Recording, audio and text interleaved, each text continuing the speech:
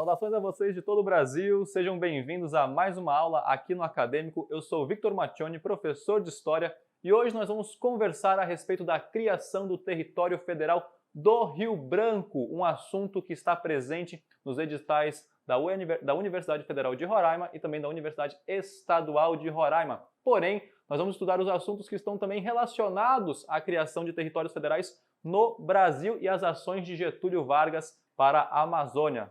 Venha comigo! Criação do Território Federal do Rio Branco, pessoal. E aí, vamos lá. Edital da UER e da UFRR, ele aparece como História Regional, a criação do Território Federal do Rio Branco. Não confundir com o Território Federal de Roraima. Vamos já explicar sobre isso. Como este assunto aparece em provas, a famosa Era Vargas, em especial ali no contexto do Estado Novo, de 37 a 45, a preocupação com as fronteiras e a presença estrangeira na região, exemplos, missionários, ordens religiosas, migrações japonesas também presentes aqui na região, dificuldades locais, ou seja, em termos de logística, saneamento, saúde, segurança, e estratégias de colonização na Amazônia durante a Era Vargas, ou seja, embora o contexto aqui no edital esteja presente, escrito de forma história regional, mas na verdade esse contexto aborda um assunto nacional e internacional. Como assim? Avance comigo, vamos lá!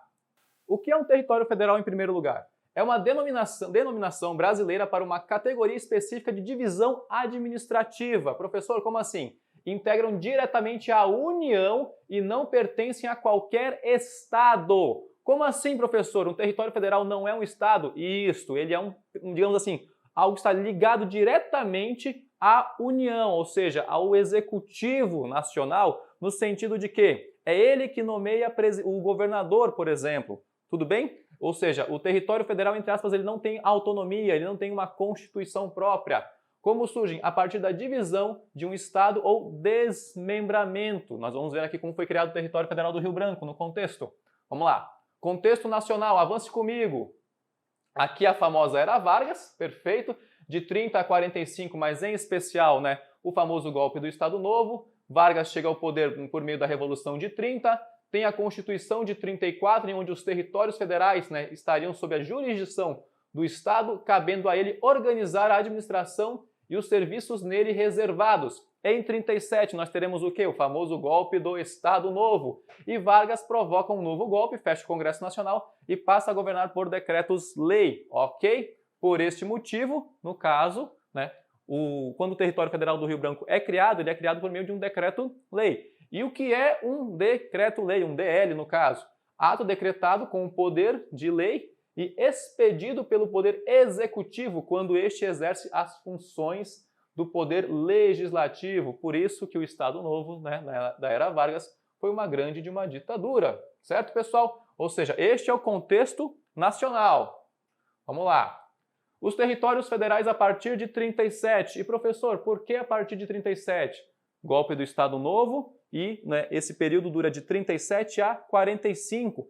E o Território Federal do Rio Branco foi criado no ano de 1943, ou seja, está dentro deste contexto e com base na Constituição de 1937. Vamos lá.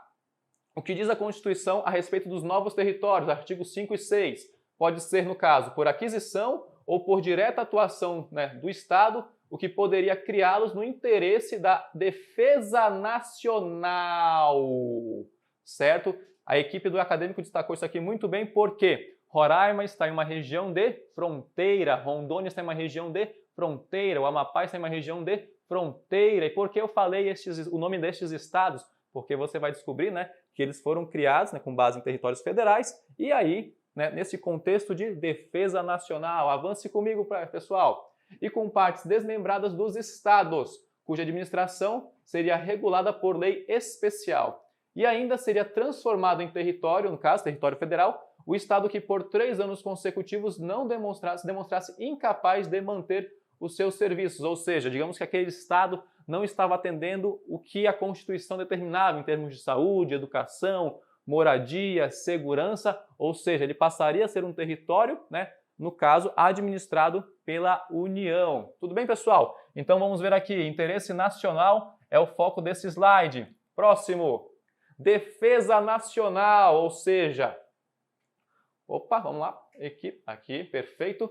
Os territórios federais surgiram sob a justificativa de ocupar, no caso, regiões próximas de fronteira, sob a justificativa de risco de novas ameaças externas. E aqui, pessoal, vamos lá, né? Vamos falar deste assunto que, por vezes, está sempre presente, que está no imaginário de muitas pessoas, né? Nas memórias, nas histórias, a Segunda Guerra Mundial. Então, Roraima, então, à época, Território Federal do Rio Branco, está associado ao contexto, no caso, da Segunda Guerra Mundial.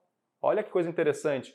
Vamos lá, então, o Território Federal do Rio Branco foi criado durante a famosa Segunda Guerra Mundial. Aqui nós temos, né, uma célebre imagem de Vargas com o presidente Franklin Delano Roosevelt, certo? O famoso presidente estadunidense na época da Segunda Guerra Mundial. Aqui uma imagem quando o Brasil já se apresenta, né, firmado com os países aliados, e com isso você passa a ter um destaque para as preocupações com relação às fronteiras.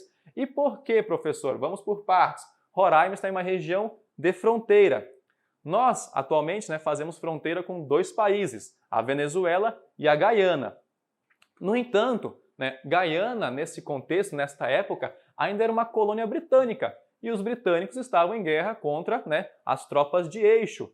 Caso o Eixo vencesse a guerra, então os territórios que pertenciam, né, aos britânicos passariam à posse dos países do Eixo, no caso. Então havia essa preocupação também. Tudo bem? Lembrando, né, com relação à presença estrangeira aqui na nossa região. E aí a gente vai destacar isso em uma questão. Criação do Território Federal do Rio Branco. Vamos por partes. Contexto, Segunda Guerra Mundial e preocupação com as fronteiras. Quando, no dia 13 de setembro de 1943, aí uma ponte simples faça, né, uma associação a um bairro que nós temos aqui em Boa Vista, você de todo o Brasil que está nos acompanhando, nós temos um bairro aqui em Boa Vista chamado 13 de Setembro. Ele está próximo à Ponte dos Macuxis, aqui no município de Boa Vista, e é um bairro com nome em homenagem à criação deste Território Federal do Rio Branco. Quem criou? O presidente Getúlio Dornelles Vargas, como por meio de um decreto-lei, né, o Congresso estava fechado, 5.812 ou 5812, como você achar melhor. Temos outros decretos-leis? Sim. Por quê? O famoso 5.839, de 21 de setembro, que divide o território em 2 municípios, Boa Vista e Catrimani. Neste contexto é que Boa Vista passa a ser capital, né, de um território federal. Antes não era a capital. Por quê? Nós pertencíamos ao estado do Amazonas, certo? Então Boa Vista era um município do estado do Amazonas. E o Território Federal do Rio Branco, quando ele é criado, no caso, né, essa região onde hoje é o estado de Roraima, ela é desmembrada do Amazonas, e com isso nós estamos ligados diretamente agora ao Executivo, né, à União, ao governo federal. Nesse contexto, Boa Vista, né, BVB City, passa a ser a capital do território federal. Boa Vista era a única cidade que já existia quando o território foi criado, e o município de Catrimani também nunca chegou a ser criado, né? Montaram a infraestrutura para que ele pudesse existir. Tudo bem? Vamos lá. Avance comigo. Outros territórios federais foram criados? Com certeza. Acompanhe comigo, né? Foram criados justamente em áreas de fronteira, certo? Onde houve conflitos entre o Brasil e com os países vizinhos ali, no caso, com países europeus. Exemplo, Território Federal do Rio Branco, a questão do Pirara, né, o Pirará, né, em 1904 com a Inglaterra, né, com os britânicos. Território Federal do Amapá, hoje Estado do Amapá, né, a região ali de conflito na região do Oiapoque, né, que não é o ponto mais setentrional do Brasil, por favor, é o Caburaí, e o Araguari, no caso, né, e os conflitos e os embrólios com a França, isso lá no período joanino ainda, no contexto, né, quando também há um conflito militar ali. Território Federal do Guaporé, que é o atual estado de Rondônia, a questão do Acre, né, ali próximo, em 1903, com a Bolívia, e o Território Federal de Iguaçu e Uruguai, e os embates com a Argentina desde, né, do tempo do contexto ali do século XIX. Tudo bem? Ou seja, os territórios federais eles estão em áreas, eles foram criados em regiões de fronteira no Brasil e que já tinham um histórico de conflitos. E aí se acentua, né, devido ao contexto da Segunda Guerra Mundial e a preocupação com relação aos países que estavam envolvidos, o interesse dos países de eixo, o interesse dos países aliados, e o Brasil precisava adotar uma medida defensiva e, ao mesmo tempo, né, de estar mais presente nesses territórios que estão distantes da capital federal, que à época era o Rio de Janeiro. Fechou? Vamos lá. Aqui o mapa que nos ajuda a entender melhor. Perfeito? Regiões de fronteira, fronteira, fronteira com outros países. Ok? Então, questões históricas. Vejam mais uma vez. Perfeito? Circulamos aqui para facilitar a localização. E veja, território federal do Rio Branco, pessoal. Não era território federal de Roraima. Inclusive, em algumas questões, pode cair simplesmente marque a alternativa incorreta. E aparece lá. Em 1943 foi criado o território federal de Roraima. E realmente está errado, tá bom? Não à toa, pessoas que nasceram na época do território federal do Rio Branco não se consideram roraimenses. Eles se consideram rio-branquenses.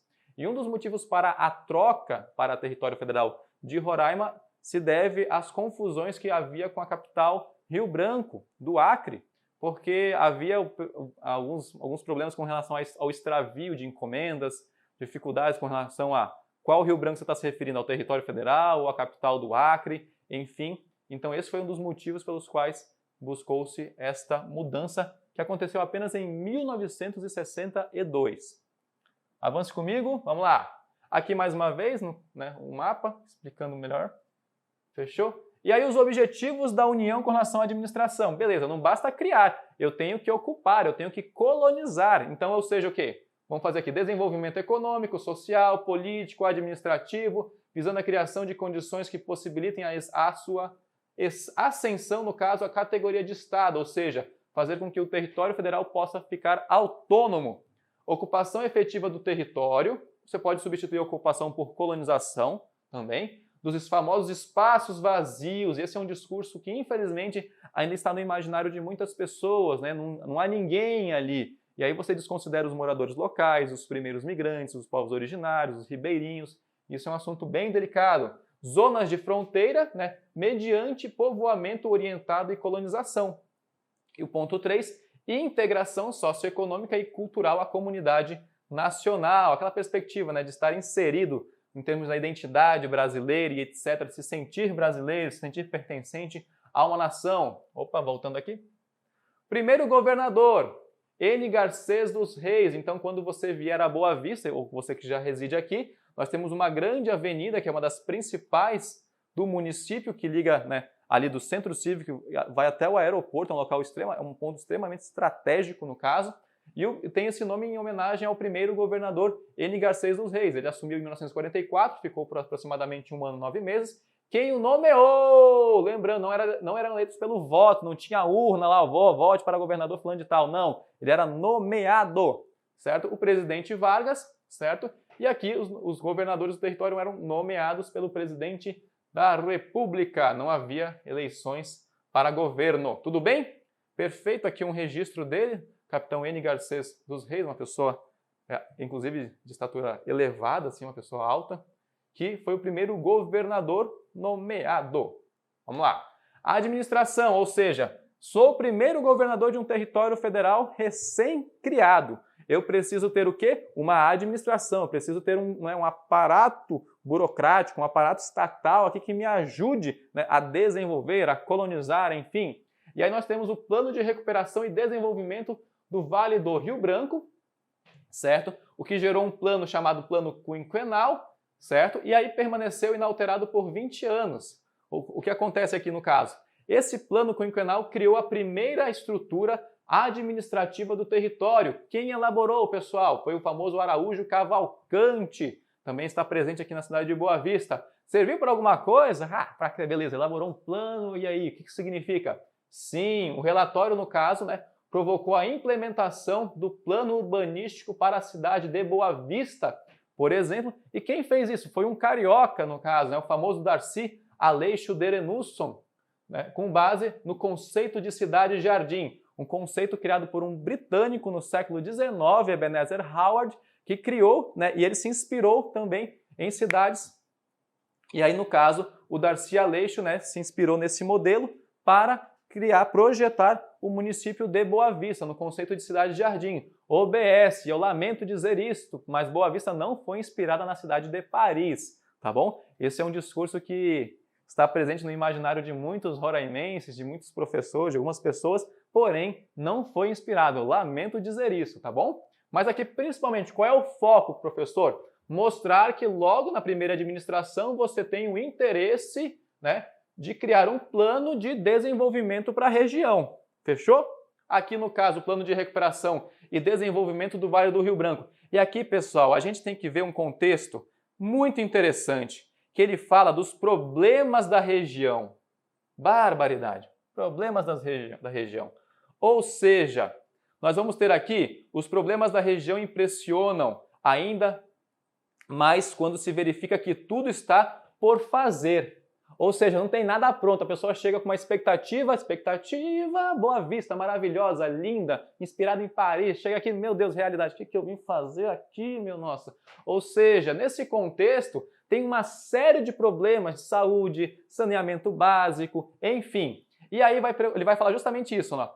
Não há saúde, não há produção local organizada, não há transporte, não há segurança, não há escolas, não há sequer iniciativas, quer particulares, quer estatais, visando a melhoria da terra e de seus habitantes desamparados. Claro que você tinha iniciativas dos moradores locais, iniciativas da ordem religiosa dos beneditinos aqui, algumas ações particulares, porém, isso não foi o suficiente para gerar uma infraestrutura segura para o Estado, certo? De fazer mais presente. Por isso, ele coloca aqui, né, as dificuldades recorrentes. E por esse motivo, isso está presente em questões, certo?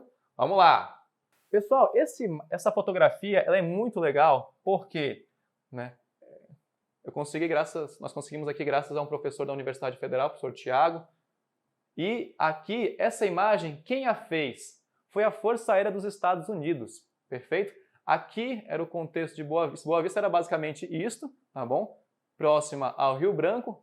Aqui, nessa região, né, as famosas ilhas que estão localizadas no Rio Branco. Mas o detalhe dessa imagem, primeiro, mostra um povoado, né, uma cidade pequena. Segundo, um registro aéreo feito pela Força Aérea dos Estados Unidos. Por que o interesse da Força Aérea dos Estados Unidos aqui na região? Justamente devido às preocupações com fronteiras, né, em um contexto ali pós-guerra e o que poderia vir a acontecer. E essa fotografia serve até hoje de estudos. Tá bom? Vamos lá. Certo? Aqui, né, a divisão do território em 43, então vai mostrando as transformações.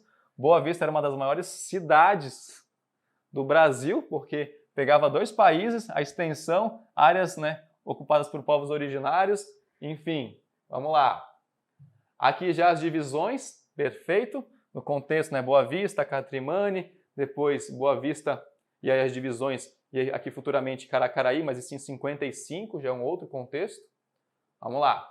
E aí nós temos também o Decreto-Lei 7.075 ou 7.775 de 24 de julho. Qual é o contexto aqui? Né? Dispõe da organização administrativa do território federal do Rio Branco, como, por exemplo, a divisão de produção, no caso, terras e colonização, a divisão de segurança, certo? E aí a criação, né, da famosa guarda territorial. Não havia uma PM, mas havia uma guarda territorial, perfeito? Não havia secretarias, mas sim divisões, tá bom, pessoal? Só para a gente destacar esse ponto aqui. E aí a gente vai ter alguns exemplos. Opa, vamos lá. Né? Qual era a função da divisão, então, no caso? Orientar, fomentar as atividades produtivas, inicialmente privadas, ou seja, pequenos grupos ali que tinham ações agrícolas aqui no território federal, para atender como manufaturados do território e os seus habitantes. Realizar estudos necessários à elaboração de cadastros das terras do território e promover a colonização com núcleos, no caso, agrícolas, ou seja, você incentivar a colonização da região por meio das atividades agrícolas. E nós vamos ter algumas que se destacam aqui, como, por exemplo, as zonas agrícolas do território federal do Rio Branco, em especial a Coronel Mota, a Braz de Aguiar e a Fernando Costa, são as 3 primeiras no caso. Fechou? Vamos lá, os objetivos: atender às necessidades de produção agrícola, ou seja, colonizar o território e abastecer a cidade de Boa Vista. Quais foram as primeiras? Em 44, ainda no contexto de Segunda Guerra Mundial, Fernando Costa, onde hoje fica o atual município de Mucajaí. As outras duas, Coronel Mota, certo? Na região do Taiano, mais ou menos aqui, perfeito. E também a Brás de Aguiar, onde hoje fica o município do Cantá, que fica próximo a Boa Vista. E aqui, pessoal, uma questão de lógica. Você está, né, em um jogo de estratégia. Você monta o seu território, tem um território, ocupa ele, passa a colonizá-lo, você precisa o quê também? Construir, né, celeiros, produção agrícola e por aí vai. Ou seja, por meio da agricultura você também coloniza uma região. E aqui um OBS com relação à região do Taiano recebeu imigrantes japoneses. Não à toa nós temos uma associação, né, nipônica aqui no estado de Roraima. Tudo bem, pessoal? Vamos lá. E aqui nós temos, né, o decreto que também cria a famosa Guarda Territorial por uma questão, né, de manutenção da ordem, reparação e construção de edifícios públicos, estradas e caminhos e serviços de transporte, além de outros correlatos, né? Correlatos, ou seja, aqui é uma imagem da Guarda Territorial, provavelmente aqui na Avenida Jaime Brasil, onde está localizado também o Acadêmico, ok? Então esse contexto de proteção, de segurança também estava presente. E nesse período chega ao então Território Federal do Rio Branco a escritora, né, e jornalista Nenê Macage. Ela nasceu no Paraná e mudou-se para Roraima na década de 40. Ela é enviada pelo governo, pela administração Vargas, no caso, para fazer um trabalho jornalístico sobre a situação dos territórios da região amazônica. E, desde então, ali fixou residência, primeiro na região amazônica, ali no Amazonas, e depois em Roraima. E ela escreveu um livro, que é um clássico aqui em Roraima, que é o famoso Mulher do Garimpo. É um livro que ela destaca aspectos culturais, sociais, econômicos da região.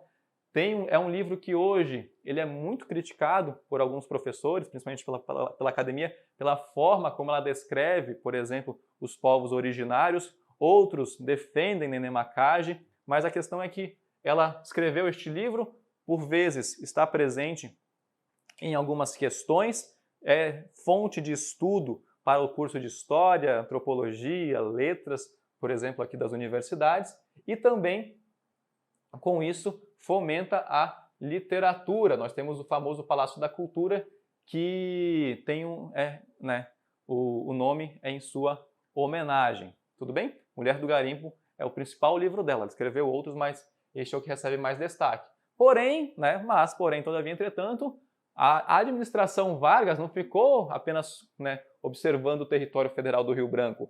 Também se fazia necessária, né, ações para o restante da Amazônia. E nós vamos descobrir a quais, por exemplo, a famosa Marcha para o Oeste, por uma questão, por que Marcha para o Oeste, né? Vamos lá, o Brasil passou a ser colonizado por meio do litoral, né? Ou seja, aquela perspectiva litorânea, costeira ainda, e aí marcha para o oeste, indo para a região e adentrando no território.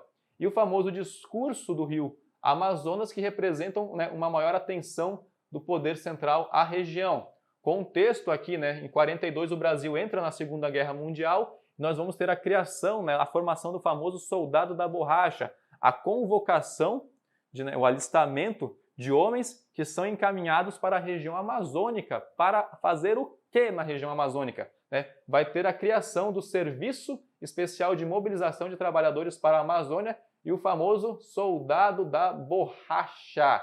Por que a borracha? Vamos naquele contexto, final do século XIX, início do século XX, a região amazônica se destaca pela produção de borracha, que atendia às indústrias. A partir de 1910, esse mercado entra em declínio, né? Por quê? Devido ao sucesso do plantio em escala industrial nas colônias britânicas na Ásia, porém estas são invadidas pelos japoneses, que estavam aliados às tropas de eixo, e aí os interesses dos aliados se voltam para a Amazônia, falando, olha, nós precisamos de borracha para continuar, né, algumas atividades na nossa indústria. Vamos voltar ao plantio? Vamos incentivar a borracha na Amazônia? O governo brasileiro fala sim, e aí nós vamos ter justamente a criação desse serviço. Órgão criado em 43 como parte dos acordos de Washington, que tinha como finalidade o principal, o alistamento compulsório, ou seja, você aí, você que tem disposição, você que pode, ó, vem para cá. Inclusive tem até opção, quer ir para a Europa ou quer ir para a Amazônia? Alguns falam, cara, eu vou para a Amazônia. E aí vinham para cá, treinamento e transporte, principalmente de nordestinos, para a extração da borracha na Amazônia, com o intuito aqui de fornecer matéria-prima para os aliados na Segunda Guerra Mundial. Um dos famosos comerciais aqui do governo vai também para a Amazônia, no caso. Aí um transporte levando pessoas para a região amazônica, protegido pelo SENTA. Agora sim, OBS. O que acontece? Nesse contexto aqui, nós tivemos inclusive mais pessoas sendo enviadas para a Amazônia do que militares, né, sendo enviados para a Europa, na famosa FEB, né, a Força Expedicionária Brasileira. Acredita-se que aproximadamente 40 mil pessoas teriam vindo para a região amazônica. O contexto de 1943 aqui já apresenta um processo de derrocada das tropas de eixo. Termina a Segunda Guerra Mundial e como ficam esses soldados da borracha? Muitos são abandonados, esquecidos. Não à toa você estuda muito mais sobre a FEB, e isso merece, obviamente, todo o respeito, todo o carinho, toda a admiração, porém nós acabamos esquecendo do famoso soldado da borracha. Ele está, ó, né, sendo ali preterido, ninguém lembra dele, por questões que envolvem, né, o distanciamento, muitos não retornam para a sua terra natal e também por questões, né, associadas à Amazônia, certos preconceitos que as pessoas preferem esquecer, tudo bem? Porém, aqui este assunto é muito importante e este fato não pode ser esquecido. Fechou, pessoal? Tudo bem? Eu espero que vocês tenham gostado. Vamos só relembrar mais uma vez como que esse assunto cai em provas. Retornando aqui, Era Vargas, contexto de Estado Novo, preocupação com as fronteiras e com a presença estrangeira na região, as dificuldades locais e estratégias de colonização na região amazônica. Eu espero que vocês tenham gostado. Desejamos a todos bons estudos, sucesso, perseverança e continue acompanhando os vídeos aqui deste grupo maravilhoso do Acadêmico. Nós buscamos fazer sempre o melhor para vocês. Um grande abraço, Deus os abençoe e até a próxima. Um abraço e paz. Tchau, tchau.